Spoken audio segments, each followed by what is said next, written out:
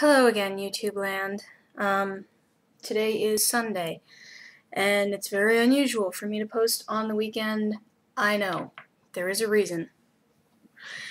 Today is the open-air street fair at my husband's bookstore. Well, the bookstore he works at. And he goes every year, even when he was still volunteering and not on staff. And this is also the same day as Queen's Pride. And I woke up today with a horrible headache. I also woke up at 5:30 in the morning because without an end table by my bed, Tribble decided I made a good thing to jump on. I prefer that, honestly, because my whole life I've had cats jumping on me screaming, "Mama, feed me." So, at least it's more familiar.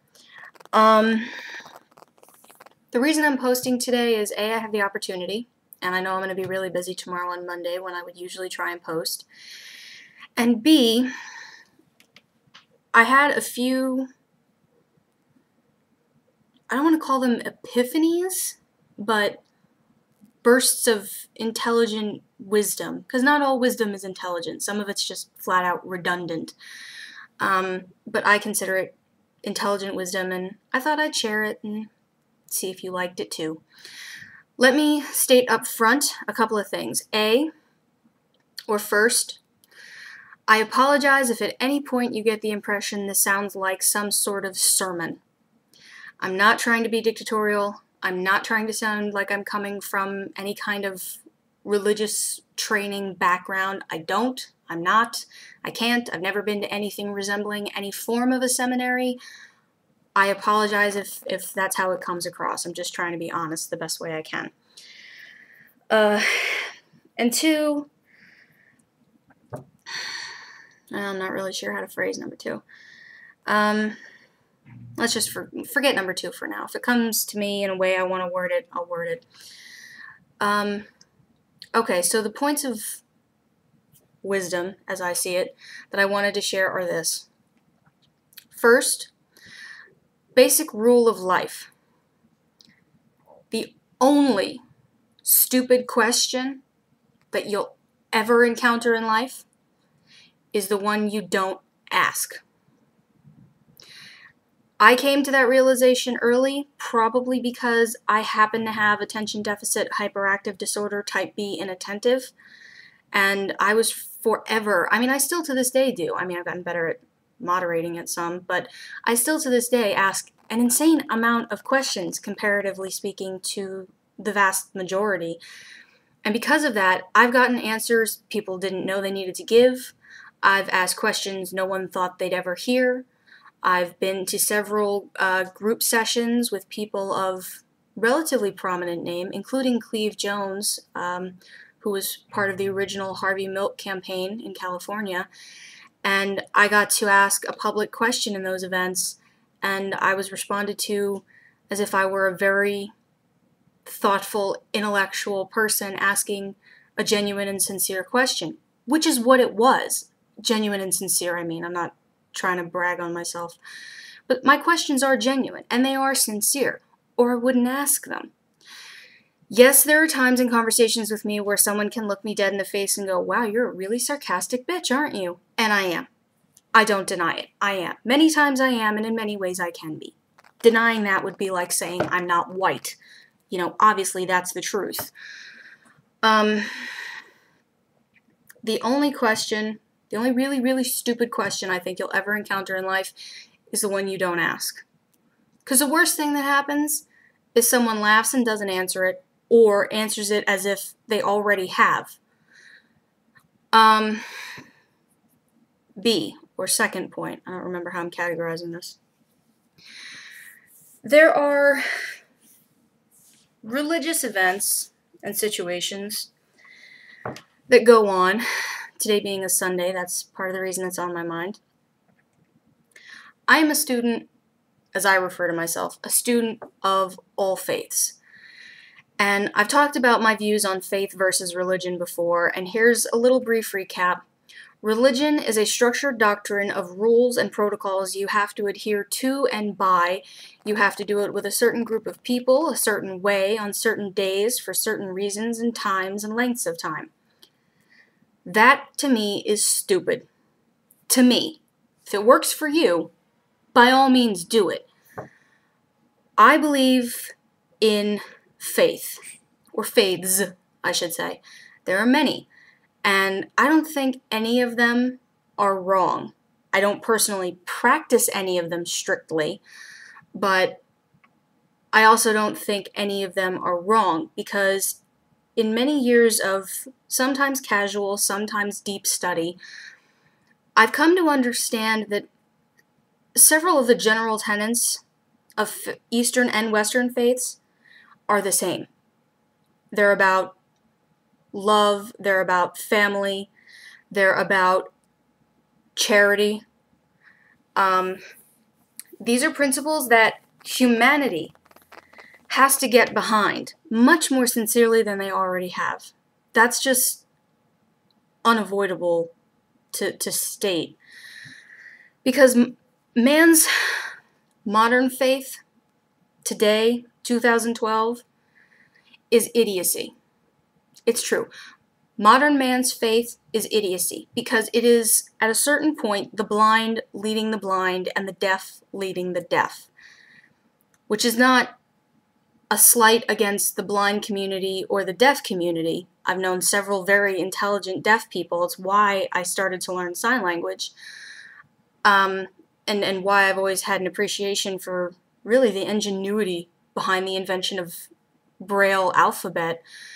I don't understand why so many people make fun of something like the Star Trek series, because, and I know I've said this before too, certain themes get repeated because I really do believe them that strongly.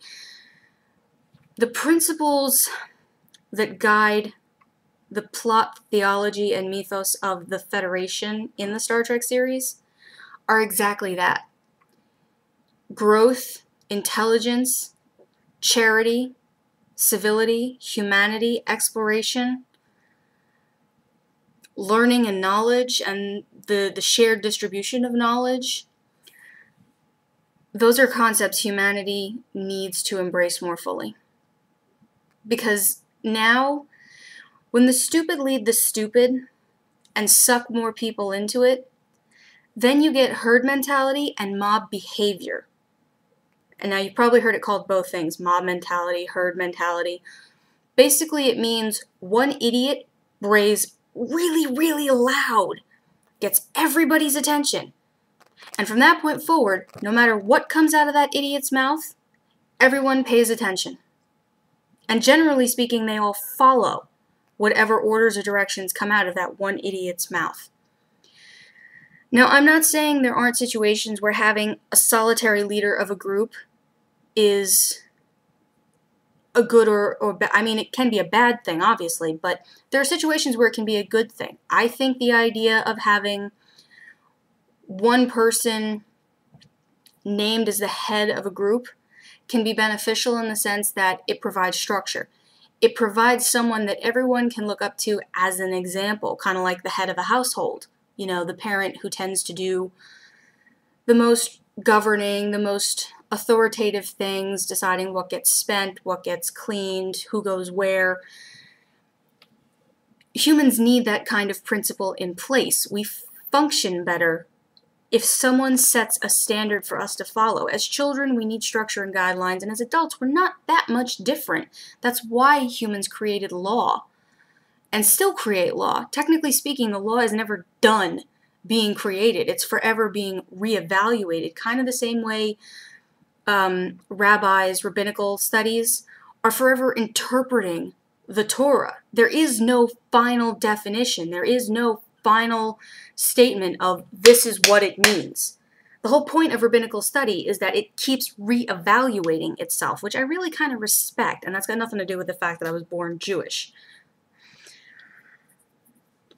But, you know, something like democracy, and I don't mean America per se, but the concept of democracy, where you have one person who doesn't have all the power like a dictator, but does have enough power that they can adjudicate and share the responsibilities, where they can disseminate you do this, and you do this, and you do this. And that way it's not any one person's responsibility to handle everything, because no one can do that. No one can do that for a group as large as a democracy is. Whether it's several 100,000 people or several 100,000,000 people. It can't be done by one functional human being. It can't. I don't care how genius level you are.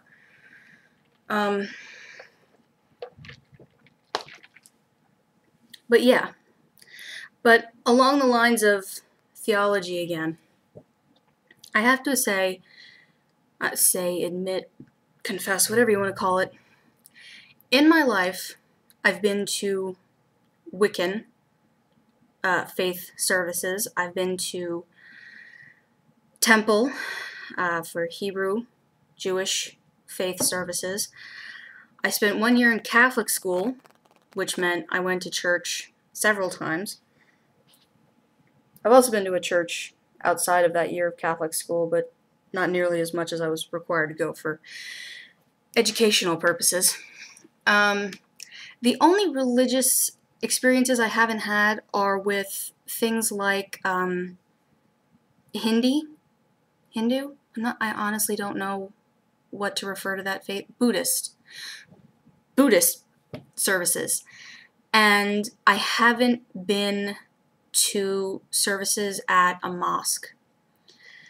And these aren't situations that I want to insert myself into, because culturally speaking, societally speaking, it could be very easily misinterpreted why I'm there. It could very quickly become, oh, well, you know, stupid white girl, she's just trying to prove that she's culturally aware, or, you know, she's a hipster, or she's, you know, something that is intended to sound derogatory.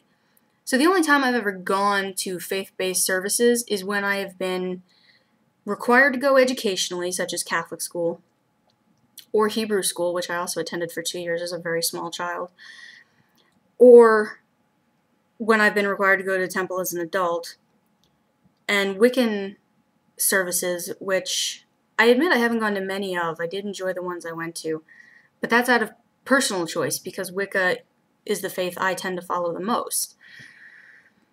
So I wouldn't go to Buddhist services or services at a mosque without being invited. I wouldn't just insert myself into that kind of situation, because a lot of people take their faith very seriously. And I don't ever want to come across disrespectful of that. I want to learn, I want to observe, I want to see and be able to appreciate those practices when the opportunity presents itself directly to me. But it's not, I mean, I live in New York City. There's a lot of people still, 12 years later, 10, 11, 12 years later, who have a genuine hatred, mistrust, distrust of the Muslim faith, of people who attend mosque. And I don't get it. I really don't. I mean, even when it happened, when 9/11 happened, it worried me the day it happened, like it worried every other citizen of this country. It worried me a little more because a very close friend of mine lived in New York at the time, and I was worried about her. And I also had relatives living here, not in New York City, but the state. And as more and more information came to light, was revealed, was found out, discovered, whatever, about who was behind it, all I could think was, this is going to get blown out of hand. This is going to get exaggerated and exaggerated so bad, because people are going to take it as an act of faith. They're not going to take it as an act of extremism. And that's sad. That's another example of modern man's faith being stupidity. Instead of honestly evaluating who was responsible, what was responsible, and why it happened, it was taken as a blanket reality that because these people were of this faith, that had to be the reason it happened. And what they were actually focusing on was a religious practice, not a faith. So, I mean, as I said before, it's my understanding that all faiths, Eastern and Western, have several tenets in common, including love, family, and charity. That includes Buddhists, Hindu, Muslim, Jewish, Christian, Catholic, Lutheran, any number of Presbyterian. I mean, there's got to be dozens and dozens that I don't know the name of. But yeah, I'm sorry that I got a little preachy at the end there, and I've definitely been talking for a while because I don't usually post on Sundays. So that's it for me. I hope I didn't ramble too much and that made sense, and I'll probably post again sometime this week when I have the free time. Happy weekend.